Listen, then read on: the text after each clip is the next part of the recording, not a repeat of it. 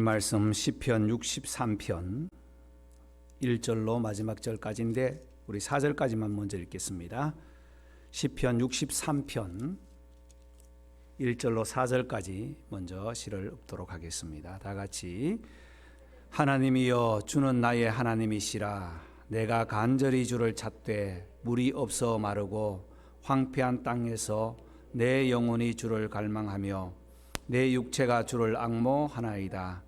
내가 주의 권능과 영광을 보기 위하여 이와 같이 성소에서 주를 바라보았나이다. 주의 인자심이 생명보다 나음으로 내 입술이 주를 찬양할 것이라. 이러므로 나의 평생의 주를 송축하며 주의 이름으로 말미암아 나의 손을 들리이다. 아멘. 하나님 아버지, 다시 말씀 가운데 고합니다. 주님, 주장하여 주옵소서. 온전히 주님만 의지합니다. 성령님, 이 자리에 임재하여 주셔서 전하는 자 받는 자 모두에게 은혜가 되는 복된 시간으로 삼아 주옵소서. 예수님 이름으로 기도하옵나이다. 아멘. 인생은 평지를 지날 때도 있고 험한 산을 오르거나 계곡을 건너거나 광야를 지날 때도 있습니다. 살아온 길 뒤돌아보면 수없이 많은 아찔아찔한 순간들이 엎치락 뒤치락 하면서 살아왔습니다. 시편 63편 이 말씀은 엊그제 새벽 우리 성경 통독에 나오는 본문인데요. 표제에 보면 다윗의 시 유대 광야에 있을 때라고 되어 있습니다.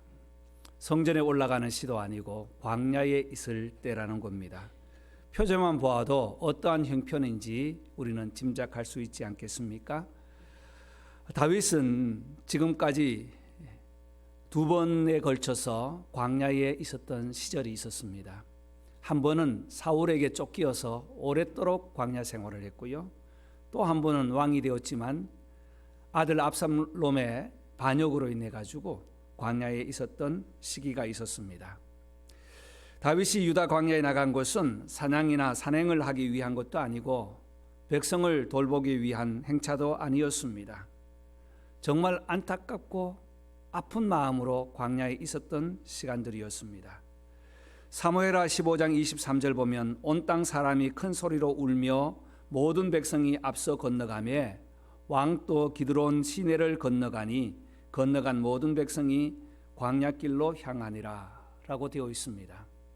오늘 본문 전체를 보아서는 사울에게 쫓기는 시간이 아니었고 압살롬에게 쫓기는 시간이었다고 신학자들은 표현하고 있습니다. 권력에 눈먼 아들 압살롬의 반역으로 광야에 머무를 수밖에 없었던 그 심정은 어떠했을까요? 참 참담하고 마음이 아팠을 거예요. 표현할 수 없는 그 마음. 그래도 그는 포기하지 않으시고 하나님을 바라보며 시를 적었다는 것에 우리에게 큰 위로가 됩니다. 이러한 심정으로 우리가 오늘 광야에 살아가는 저와 여러분들이 어떻게 살아야 하는가 하는 마음으로 주의 날개라는 제목으로 말씀을 나누고자 합니다. 1절에서 7절까지를 보면 광야에서도 하나님을 바라보는 다윗을 만날 수 있습니다. 1절에 하나님이여 라고 시작합니다. 주는 나의 하나님이시라. 내가 간절히 찾되 마르고 황폐한 땅에서 내 영혼이 갈망하며 육체가 주를 앙모합니다. 정말 애절한 심정, 다른 말이 필요가 없습니다. 하나님이여 라는 이 표현, 하나님이시여 하는 이 표현은 우리가 기도할 때에 하나님께 많은 기도 제목 가지고 있지만 정말 답답하여서 마치 하나님이여 라고 주여라고 부르는 것과 같은 심정입니다. 줄이고 줄여서 하나님이여 라는 이 말 속에는 모든 것이 포함되어 있습니다. 다윗이 왕궁에서 쫓겨나 광야에 있어도 하나님이여 어찌 제게 이렇게 할 수 있습니까? 라고 표현하지 않고 사람들에게 원망과 좌절과 항의를 하지 않으시고 오직 하나님만 바라보면서 하나님이시여 라고 부르짖고 있습니다. 그는 광야에서 지난 날에 성전에서 하나님의 귀한 그 성소에서 주를 바라보았던 마음으로 2절 말씀에는 과거를 회상하며 하나님의 언약궤가 있는 예루살렘에 있을 때에 하나님께서 나와 함께 하셨던 그 시간들을 또 회상하면서 하나님을 외치고 있습니다. 다윗이 성소를 바라보았다는 것은 하나님께 간절히 돌아가고 싶은 마음이요, 예루살렘으로 돌아가고 싶은 간절한 소망이었습니다. 이것이 광야에서도 하나님만 바라보는 신앙이 아니겠습니까? 3절 4절에 보면 이렇게 이어지고 있습니다. 주의 인자하심이 생명보다 나음으로 내 입술이 주를 찬양할 것이라. 광야에 있으면서 무슨 찬양할 제목이 있겠습니까? 돌아보면 모든 것이 빈들이고 사막인데 말이죠. 바위 틈이고 무서운 야수들, 맹수들이 있는 곳인데 그럼에도 불구하고 주의 인자하심을 묵상했다는 것입니다. 구약에서 인자라는 말은 모든 것이 포함된 하나님의 마음이라고 했지요. 사랑, 자비, 변함없는 친절, 온전한 그 성품을 다 포함해서 헤세드, 인자라고 표현을 했습니다. 세상에서 가장 귀한 나의 생명보다 주의 인자심이 더 가치가 있으므로 내 평생에 주를 찬양하겠습니다. 주의 이름으로 말미암아 내 손을 들고 찬양하겠습니다. 송축하다는 말은 인간 편에서는 무릎을 꿇다는 말이지만 하나님 편에서는 복을 베풀다라는 의미입니다. 그래서 내 평생의 주를 송축하며 주의 이름으로 말미암아 내 손을 들겠다.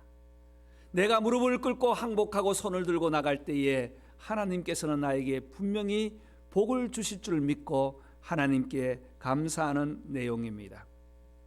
다윗은 사울에게 쫓길 때도 한 번도 하나님을 원망하지 않았습니다. 사람이었던 사울을 비방하지도 않았습니다. 왜 그렇게 신앙생활을 하나님께로 향하게 되었을까? 이것은 바로 습관이라는 것입니다. 저와 여러분들도 마찬가지입니다.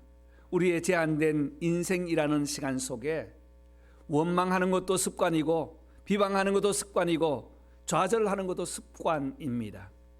우리의 습관, 세상 바라보지 아니하고 광야에서도 하나님만 바라본 다윗처럼 저와 여러분들도 하나님만 바라보는 습관이 있기를 간절히 소원합니다.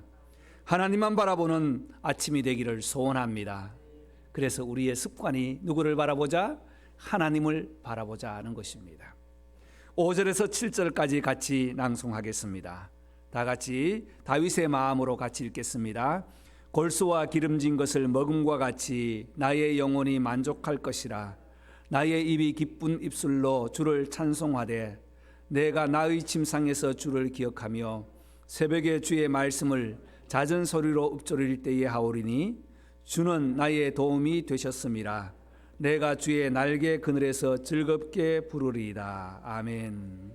7절에 참 아름다운 표현이 나오죠. 주의 날개 그늘이라는 겁니다. 저는 이 말씀을 먼저 읽다가 주의 날개 그늘이 참 너무나 좋은 단어여서 오늘 제목을 주의 날개라고 잡았습니다. 하나님의 은총 속에 있는 것은 골수와 기름진 것, 최상의 음식을 먹는 것과 같다고 했어요. 골수와 기름진 것을 먹음과 같이 맛있는 진수를 대하는 것 같이 내 영혼이 만족한 것은 하나님의 말씀, 하나님의 은혜, 하나님의 은총이 있기 때문이라는 거예요. 시편 기자의 영혼이 만족스럽고 기쁜 입술로 찬송하며 침상에서 주를 기억하며 하루 종일 아침에 일어나서 작은 소리로 읊조릴 때에, 시적인 표현이죠.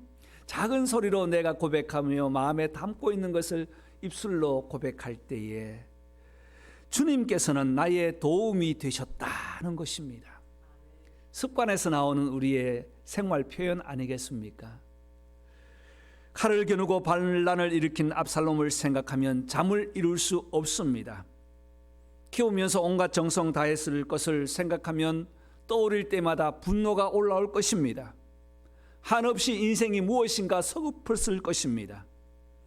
자기를 따랐던 신하였던 아히도벨이 압살롬과 결탁하여서 반역을 할 때에 정말 칼을 빼서 휘두를 정도로 분노를 느꼈지만 하나님을 바라보며 하나님의 도움을 구하는 다윗은 여전히 변함이 없습니다.